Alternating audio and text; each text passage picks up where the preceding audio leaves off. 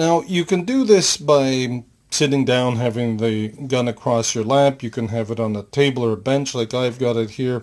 But one thing you want to make sure is keep this mouth pointed up towards the ceiling.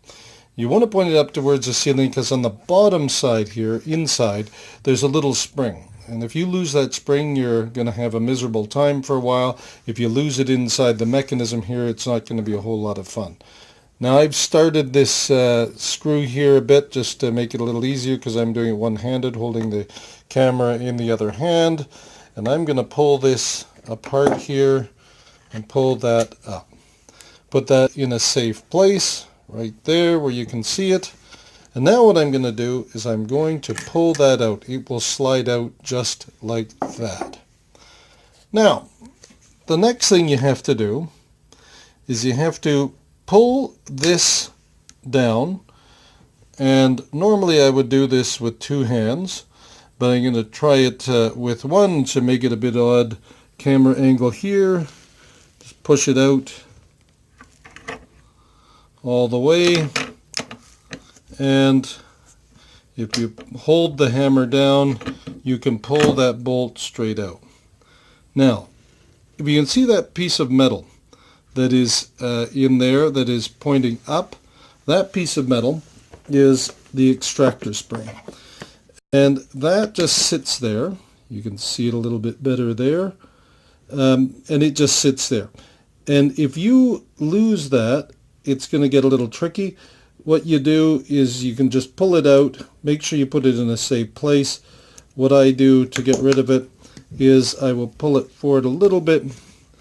I'll roll this thing away from me, and when you do that, there's a little spring. Now when you go to put it back, you'll see there's a little round knob there. That is going to sit in that little hole that you can see right in front of the sight there. And once you see the little knob protruding through there, you know that you've got it set up right.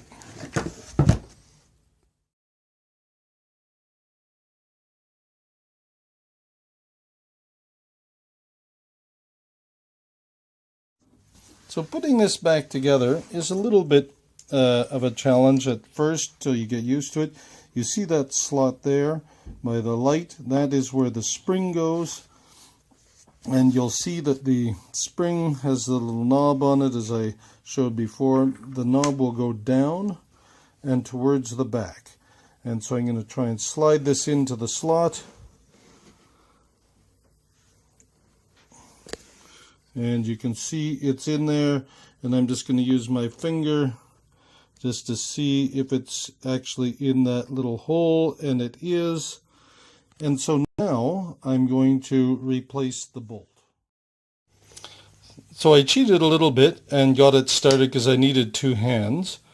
But you can see that it's sliding in, and it's able to go all the way because I've lined up properly the spring and the slot that is on the left-hand side of that bolt. Now you see I've got it about halfway through. And this is where there's a little bit of magic to it. You figure it out pretty quickly. What you need to do is get the lever in to the point that it catches on the bolt. And what you need it to do is to catch on the bolt and then just drop the screw in so that it holds it in place, and see if you're moving the bolt. And you are. And if you put it too far back, then the lever handle will not catch on the bolt. And if you put it too far forward, it won't catch on the bolt. And so what you need to do is just get it approximately halfway through, something like that, and then you can put it in. So then what you want to do is close it, and then you tighten up this screw here, and you're done, and you're ready to go again.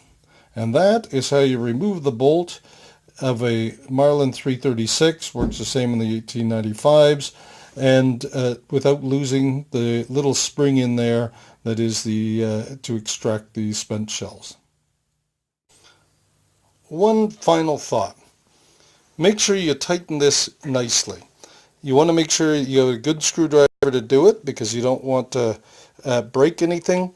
But make sure that it's tight, because if you lose that in the middle of your hunt, the rest of your gun is no good at all, because that's locking the bolt into place and allowing you to reload.